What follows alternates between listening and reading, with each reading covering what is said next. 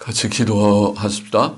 하나님 아버지, 이 시간에도 하나님의 은혜를 구합니다. 성령님 지도하여 주시고 위천하고 무익한 종에게 주님 이 강의를 하게 하셔서 하나님의 영광을 위하고 또 하나님의 종들의 유익, 교회들의 유익을 위하게 하시기를 소원합니다.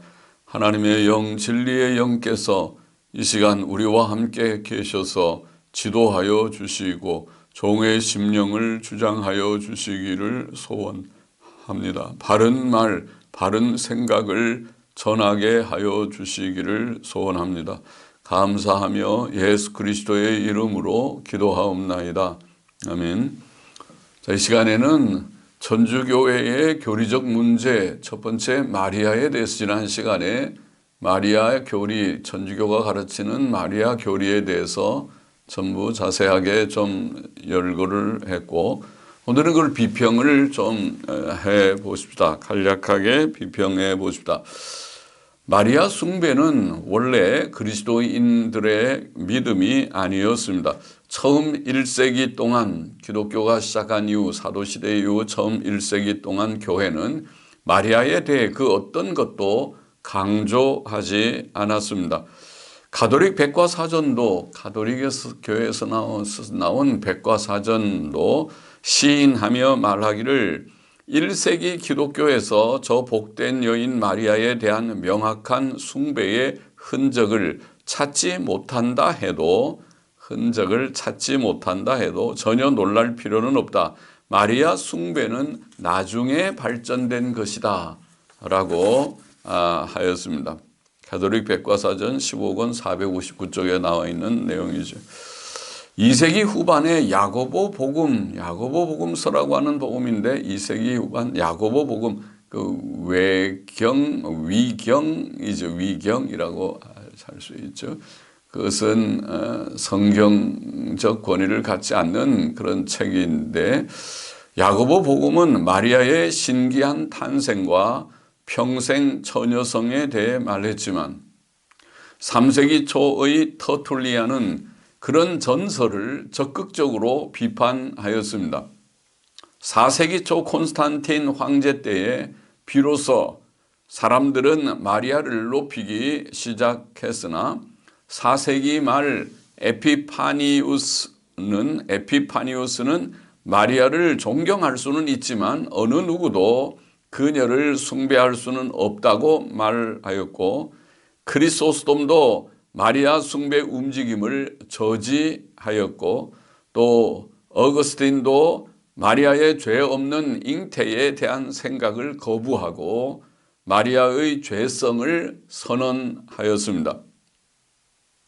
주 431년 에베소 회의가 네스토리우스 이단, 예수님의 이인격설이죠. 신성, 인성을 신적 인격, 인적 인격에서 두 인격으로 생각하는 이단이라고 정죄된 견이죠. 네스토리우스 이단을 방어하려는 의도에서 에베소 회의가 마리아를 하나님의 어머니라고 표현하였으나, 그러니까 네스토리우스 이단에 대한 방어로서 그런 표현이 공식적으로 사용되기는 했지만은, 그러나 로레인 베트너의 표현대로 예수 그리스도께서는 인성에 있어서는 아버지가 없으시고 전혀 마리아가 성령으로 잉태되어 예수 그리스도를 출생하셨기 때문에 아버지가 없으시고, 인성에 있어서는 아버지가 없으시고 신성에 있어서는 어머니가 없으시다. 좋은 표현이죠. 예수님의 신성에 어머니가 있습니까? 없죠. 신성은 영원하신 것이니까. 마리아 숭배 사상은 기독교에 들어온 바벨론 종교의 영향이라고 보입니다. 바벨론에 있는 많은 종교 기념비들은 어미 여신 세미라미스라는 여신인데, 세미라미스가 자기 아들이 담무스인데 세미라미스가 담무스를 팔에 안고 있는 모습을 보여줍니다. 많은 종교적 기념비들의 그런 그림이 그렇습니다. 또 이집트에서는 그 어미 여신이 유명한 신 이시스로 아기는 호루스로 알려졌는데 이시스와 호루스, 바벨론에서는 세미라미스 또 담무스, 그리고 이집트에서는 이시스, 호루스로 여신은 어머니는 이시스 또 아들은 호루스로 알려졌는데 이집트의 기념비들에서 이시스의 무릎 위에 앉아있는 아기 호루스를 보는 것은 매우 흔한 일이라고 합니다. 우드로우는 여러 책들과 글들을 인용하며 고대 중국이나 독일 또 인도, 그리스 등에서도 아기를 안고 있는 어미 여신에 대한 이야기들이 있다고 말합니다. 또 마리아 숭배뿐 아니라 성당, 향, 등, 제물, 성수, 축일, 의복, 삭발, 형상 등 천주교의 많은 의식들이 다 유대교나 이방 종교에서 기원했습니다. 어떤 학자들은 천주교의 의식들 중 75%가량이 이교에서 기원하였다고 말합니다. 천주교회는 마리아가 평생 처녀이었다고 말하지만 성경은 마리아가 맏아들 예수님을 낳았다고 증거하죠.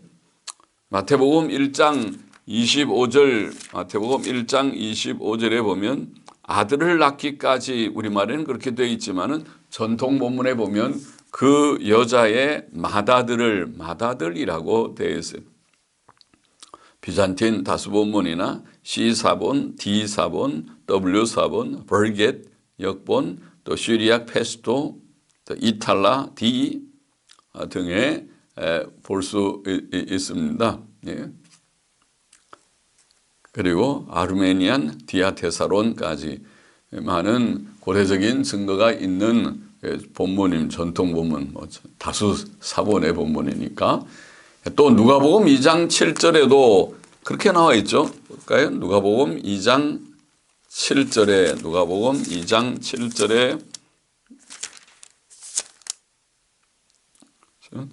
거기 있을 그때 해산할 날이 차서 맏아들을 낳아 강보로 싸서 구유에 누였어요. 맏아들이라고 나왔어요. 맏아들이란 말은 다른 아들들이 있다는 것을 보이는 표현이죠. 그렇지 않으면 맏아들이라는 표현 쓰지 않죠.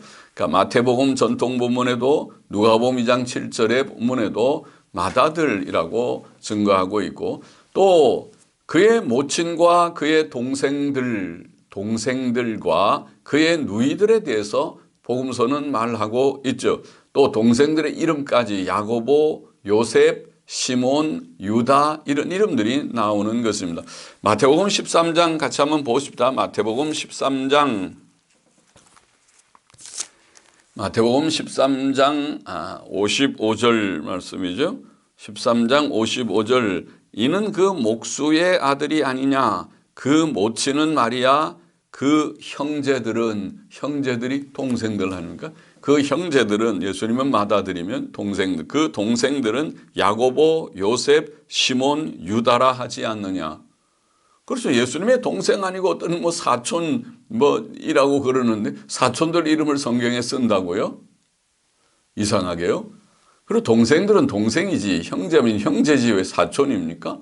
그러니까 마리아와 그 형제들, 예수님의 형제들이 야고보, 요셉, 시몬, 유다라고 나와 있던 말씀이 또 하지 않느냐. 그 누이들은 다 우리와 함께 있지 않아요. 여동생들도 있습니다. 누이들이라고 언급하고 있고, 또 마가복음 6장 3절도 찾아보십시다. 마가복음 6장 3절 이 사람이 마리아의 아들 목수가 아니냐, 야고보와 요셉과 유다와 시몬의 형제가 아니냐, 그 누이들이 우리와 함께 여기 있지 아니하냐. 마찬가지죠. 거기도 형제들, 동생들에 대해서 그 이름도 나오고 누이들에 대한 언급이 나옵니다. 요한복음 2장 12절도 보십시다. 요한복음 2장 12절.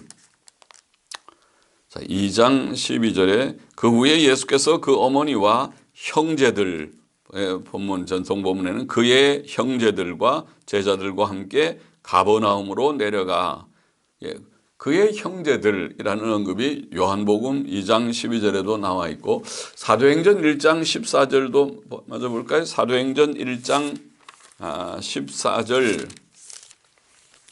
보면은 여자들과 예수의 모친 마리아와 예수의 아우들로 더불어 마음을 같이하여 저녁 기도에 힘쓰니라. 그렇죠?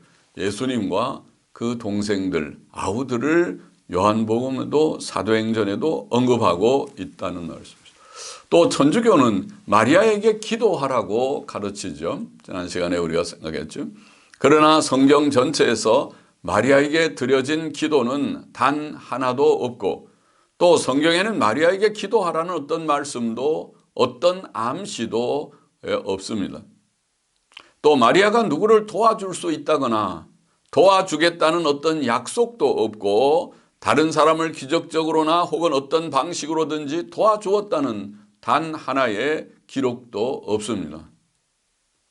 어떤 이는 매일 전 세계의 천주교인들이 성모송과 그 외에 마리아에게 드리는 기도를 암송한다고 할 때 이 기도의 수와 천주교의 교인 수를 곱하면 마리아는 1초당 46,296번의 간구와 청원을 들어야 할 것이다. 그런 말을 했는데 지금은 아마 천주교인들의 수가 더 많으면 더 늘어났겠죠. 그런 말 했을 때보다.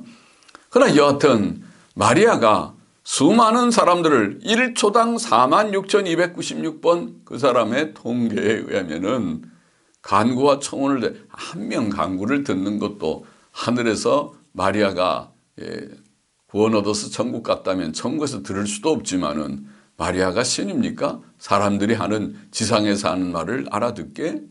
그리고 한 명도 듣기 어렵지만은 그런 46,296번 1초당 그러니 그 2초, 3초 수많은 그 기도를 마리아가 듣는다는 말입니까? 사람인 마리아는 그 많은 기도들을 동시에 들을 수 없습니다. 마리아를 기도 대상으로 만든 것은 그를 신의 자리에 올려놓은 것과 같습니다. 우리는 삼위일체 하나님만 섬기며 그에게만 기도해야 하며 어떤 피조물에게도 경배와 기도를 해서는 안 됩니다. 구약 성도들은 하나님께만 기도하였지 다른 어떤 성인들에게도 기도하지 않았습니다. 신약 성도들도 마찬가지입니다. 하나님, 성부, 성자, 성령님께 기도하는 것 외에 다른 이에게 기도해서는 안 됩니다. 또한 마리아는 우리의 중보자가 될 수 없습니다. 우리의 구주와 중보자는 예수 그리스도 한 분뿐이십니다. 천주교는 마리아를 보혜사 중보자 그렇게 말한다 그랬죠. 메이트리엑스. 신약 성도들의 우리 구주와 중보자는 예수 그리스도 한 분뿐이시다. 한 분밖에 없다. 주 예수께서는 내가 곧 길이요 진리요 생명이니 나로 말미암지 않고는 아버지께로 올 자가 없느니라고 말씀하십니다. 요한복음 14장 6절 유명한 요절 말씀이죠. 사도 베드로는 다른 이로서는 구원을 얻을 수 없나니 천하 인간의 구원을 얻을 만한 다른 이름을 우리에게 주신 일이 없음이니라. 예, 사도행전 4장 12절 말씀, 그것도 요절이죠. 또 사도 바울은 디모데전서 2장 5절에 하나님께서는 한 분이시요 또 하나님과 사람 사이의 중보도 한 분이시니, 중보, 메디에이터 혹은 메디에이트릭스, 예, 메디에이트릭스. 한 분이다. 중보도 한 분이시니 곧 사람이신 그리스도 예수라. 자, 미디에이트릭스, 중보자, 여자 중보자라고 하는 것이 없다. 미디에이터, 예, 중보자는 한 분이시다. 예수 그리스도 한 분이시다. 그 사람이신 그리스도 예수라고 말을 하였습니다.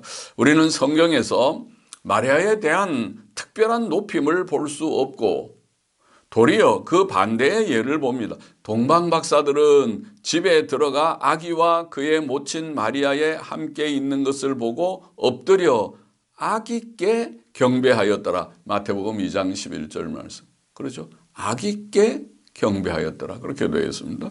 무리 중 한 사람이 당신을 뵌 태와 당신을 먹인 젖이 복이 있도소이다 라고 말했을 때 주께서는 오히려 하나님의 말씀을 듣고 지키는 자가 복이 있느니라.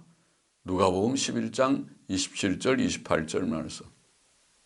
마리아를 높이지 않았습니다.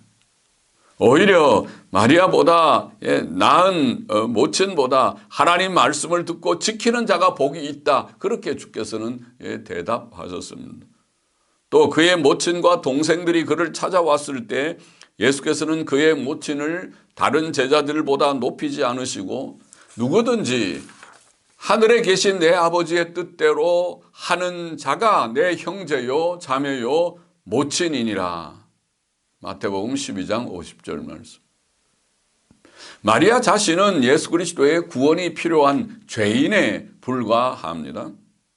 그는 하나님의 말씀을 전해준 천사에게 주의 계집종이오니 말씀대로 내게 이루어지이다 라고 겸손히 고백했고 누가복음 1장 38절 말씀. 내 영혼이 주를 찬양하며 내 마음이 하나님 내 구주를 기뻐하였으면 내 구주를 기뻐하였다.